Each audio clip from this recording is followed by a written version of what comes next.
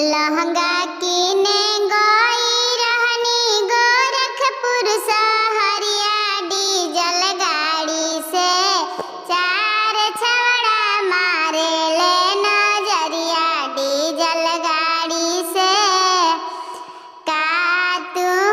छवड़ा हो मारे ला नजरिया, डीजल गाड़ी से तोहर ले सुंदर पियवा मोर, डीजल गाड़ी से झुमका कीने गो